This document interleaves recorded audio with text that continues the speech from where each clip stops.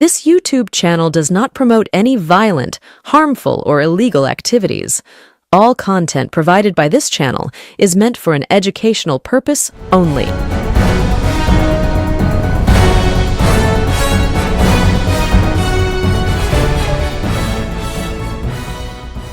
নমস্কার, আমি প্রতিবেদক সায়ন্তন চক্রবর্তী। আপনারা দেখছেন বঙ্গচক্র ইউটিউব চ্যানেল। ইতিমধ্যেই ২০২৬ বিধানসভা ভোটের দামামাই বাংলায় বেজে গিয়েছে। তার কারণ বাংলায় ইডি সিবিআইয়ের যাতায়াত বেড়েছে। আমরা দেখতে পেয়েছি এই বছরের গোড়াতেই তৃণমূল কংগ্রেসের যে ভোট কুশলী সংস্থা সেই আইপ্যাকের অফিসে এবং আইপ্যাকের কর্ণধার প্রতীক জৈনের বাড়িতে ইডির হানা। মমতা বন্দ্যোপাধ্যায় সঙ্গে সঙ্গে সেখানে ছুটে যান। বাঘিনীর মতো প্রতীক জৈনের বাড়ি থেকে তিনি তৃণমূল কংগ্রেসের তথ্য সম্বলিত একটি ফাইল নিয়ে বেরিয়ে আছেন, সবুজ রঙের ফাইল। মানুষের মনে কৌতূহলের শেষ ছিল না সেই ফাইলে কি রয়েছে। আদালতে মামলা পর্যন্ত চলছে। বলা হচ্ছে মমতা বন্দ্যোপাধ্যায় নাকি ইডির যে কাজ সেই কাজে বাধা দিয়েছেন। আর তৃণমূল কংগ্রেস তথা মমতা বন্দ্যোপাধ্যায় স্পষ্টভাবে জানিয়ে দিয়েছে যে আমার দলের তথ্য, আমার দলের বুথ লেভেলের তথ্য, আমার দলের সম্ভাব্য প্রার্থী তালিকা, কারা কোথায় প্রার্থী হবে, কোন বিধানসভায় দলের কি স্ট্র্যাটেজি, কোথায় দলের কোন কোন অসুবিধা রয়েছে, কোথায় দল অনেকটা এগিয়ে রয়েছে, এই সমস্ত তথ্য যেখানে রয়েছে সেই তথ্য এই ইডিকে কাজে লাগিয়ে বিজেপি চুরি করতে চাইছে। এই নিয়ে রাজ্য রাজনীতি সরগরম হয়েছিল। সেই মামলা এখন বিচারাধীন, সুপ্রিম কোর্টে বিচার চলছে। ঠিক এই মুহূর্তে আবার এসআইআর নিয়েও গোটা বাংলা উত্তাল। আমরা দেখেছি এসআইআর আবহে কিভাবে বাংলার সাধারণ মানুষজন লাইনে দাঁড়াচ্ছে, হয়রানির শিকার হচ্ছে। মমতা বন্দ্যোপাধ্যায় একবার নয় একাধিকবার ইলেকশন কমিশনের কাছে কড়া ভাষায় চিঠি দিয়েছে। আজ যখন এই প্রতিবেদন করছি তখন মমতা বন্দ্যোপাধ্যায় দিল্লিতে পৌঁছে গিয়েছেন নির্বাচন কমিশনের সঙ্গে দেখা করতে, কথা বলতে। ২০২৬ বিধানসভা নির্বাচন দোরগোড়ায়। এইসব ঘটনা যখন হচ্ছে ঠিক তখনই মমতা বন্দ্যোপাধ্যায় সবার লক্ষ্যে সার্জিক্যাল স্ট্রাইক করে ফেলেছেন। যদিও এই সার্জিক্যাল স্ট্রাইক কিন্তু বিজেপিতে নয়, এই সার্জিক্যাল স্ট্রাইক হয়েছে তৃণমূলের অভ্যন্তরে। কেন? প্রশ্ন জাগতেই পারে। তৃণমূলের অভ্যন্তরে মমতা বন্দ্যোপাধ্যায় কেন সার্জিক্যাল স্ট্রাইক করবেন? নিজের দল, সেই দলে কেন মমতা বন্দ্যোপাধ্যায় সার্জিক্যাল স্ট্রাইক করতে যাবেন? সার্জিক্যাল স্ট্রাইক করার দরকার হলে বিজেপিতে করুক। বিজেপি থেকে তাবড় নেতাদের ভাঙিয়ে তৃণমূল কংগ্রেসে যোগদান করা। যদিও বিজেপি ভাঙানোর কাজ এখন আর মমতা বন্দ্যোপাধ্যায়ের নয়, তার কারণ সাংগঠনিক বিষয়টা এই মুহূর্তে মমতা বন্দ্যোপাধ্যায় যার উপর ভরসা করছে সেই ব্যক্তি অভিষেক বন্দ্যোপাধ্যায়। সুতরাং সেই দিকে মমতা বন্দ্যোপাধ্যায় খুব একটা নজর না দিলেও তৃণমূল কংগ্রেসের খুব বেশি ক্ষতি হবে না। তার কারণ অভিষেক বন্দ্যোপাধ্যায় অত্যন্ত সাফল্যের সঙ্গে তার উপর যে দায়িত্ব অর্পণ করা হয়েছে সেই দায়িত্ব পালন করছে। কিন্তু মমতা বন্দ্যোপাধ্যায়ের কোন সার্জিক্যাল স্ট্রাইক হলো যা তৃণমূলের অভ্যন্তরেই ঘটলো? শোনা যাচ্ছে তৃণমূল কংগ্রেসের অভ্যন্তরে মমতা বন্দ্যোপাধ্যায় বিগত ২ বছর ধরে অত্যন্ত নিখুঁতভাবে নিজের সহকর্মীদের মাধ্যমে বিভিন্ন বিধানসভা, ব্লক, টাউন থেকে শুরু করে বুথ পর্যন্ত খোঁজ খবর চালিয়েছেন এবং তা তিনি করেছেন সম্পূর্ণ নিজের নেটওয়ার্ককে কাজে লাগিয়ে। নিজের নেটওয়ার্ক বলতে মমতা বন্দ্যোপাধ্যায়ের আশেপাশে আমরা যে সমস্ত মানুষজনকে দেখি, যাদের সঙ্গে মমতা বন্দ্যোপাধ্যায় একদম রাজনৈতিক জীবনের গোড়া থেকে দলটা করে এসছেন, যাদেরকে মমতা বন্দ্যোপাধ্যায় বিশ্বাস করেন, যাদের সঙ্গে মমতা বন্দ্যোপাধ্যায়ের প্রতিনিয়ত কথাবার্তা হয়, সেই সমস্ত মানুষজনদের কাজে লাগিয়ে মমতা বন্দ্যোপাধ্যায় একদম নিচুতলা পর্যন্ত খোঁজ খবর নিয়েছেন গত ২ বছর থেকে। যেই খোঁজ খবর পুনরায় এই এসআইআর আবহে নতুন করে নেওয়া হয়েছে এবং তারপরে তৈরি হয়েছে একটি তালিকা। সেই তালিকা কি জানেন? সেই তালিকা নিষ্ক্রিয় নেতাদের তালিকা, অলস নেতাদের তালিকা। অর্থাৎ দল আমায় জনপ্রতিনিধি করেছে, আমি এলাকার কাউন্সিলর হয়ে গেছি, পঞ্চায়েতের মেম্বার হয়ে গেছি, পঞ্চায়েত সমিতির সভাপতি হয়ে গেছি, স্থানীয় পৌরসভার পৌর প্রধান হয়ে গেছি, স্থানীয় পঞ্চায়েতের প্রধান হয়ে গেছি।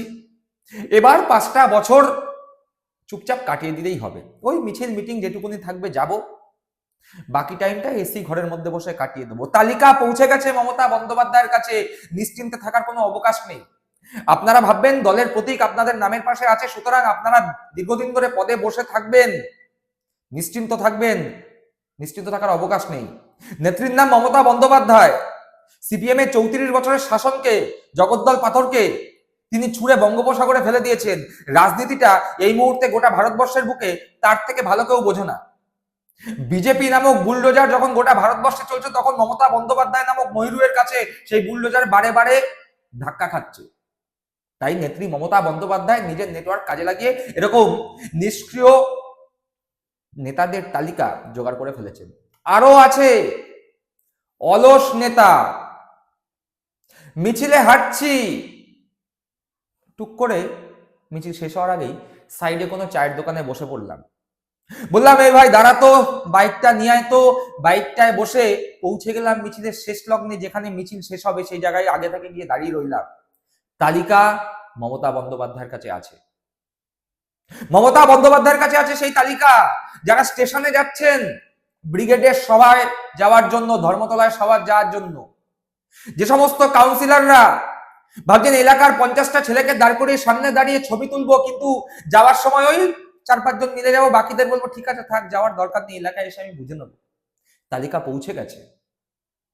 বিভিন্ন কাউন্সিলর, বিভিন্ন পঞ্চায়েতের মেম্বার দুপুর 12টা 12:30 অব্দি ঘুমাচ্ছেন। বাড়ির সামনে লোকজন যাচ্ছে, কাউন্সিলরের মা, বাবা বা বাড়ির কেউ বলছে ঘুমাচ্ছে, পরে আয়। নিশ্চিন্ত থাকার কারণ নেই, তালিকা তৈরি আছে। খবর মমতা বন্দ্যোপাধ্যায়ের কাছে পৌঁছে গেছে। অর্থাৎ তৃণমূল কংগ্রেসের মধ্যে যারা নিশ্চিন্তে আছেন, ভাবছেন দিনের পর দিন দল আপনাকে টিকিট দেবে, তাদের ভাবার সময় হচ্ছে আগামী 2026 বিধানসভা নির্বাচন, তৃণমূল কংগ্রেস ক্ষমতায় আসবে, এই বিষয়ে বিজেপিও নিশ্চিন্ত আছে।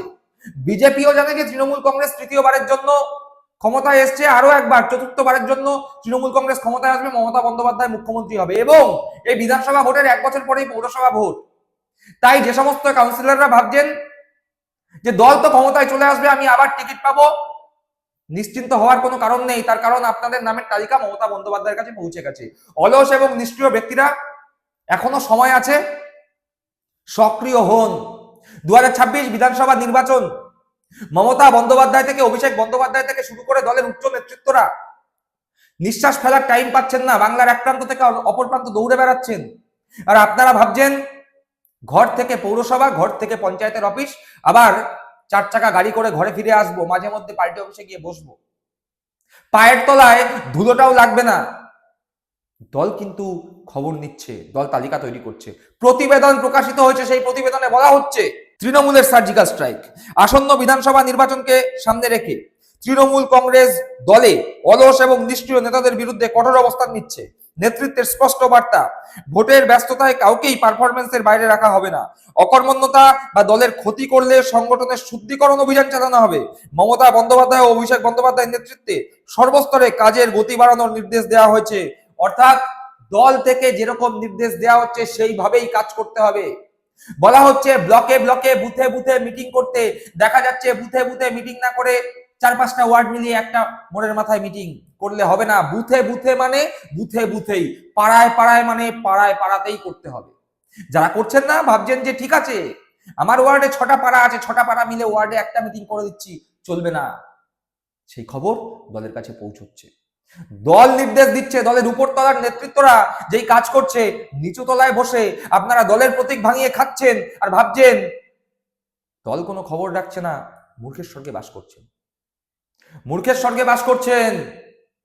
খবর আইপ্যাক যেমন দিচ্ছে, খবর কিন্তু মমতা বন্দ্যোপাধ্যায়ের নেটওয়ার্ক সেই খবরও দিচ্ছে। আর মমতা বন্দ্যোপাধ্যায়ের নেটওয়ার্ক কোনো ভোটকুশলী সংস্থার নেটওয়ার্কের থেকে কিন্তু কম শক্তিশালী নয়। এ কথা অতীতে সিপিএম বুঝেছে, বর্তমানে বিজেপি বুঝছে।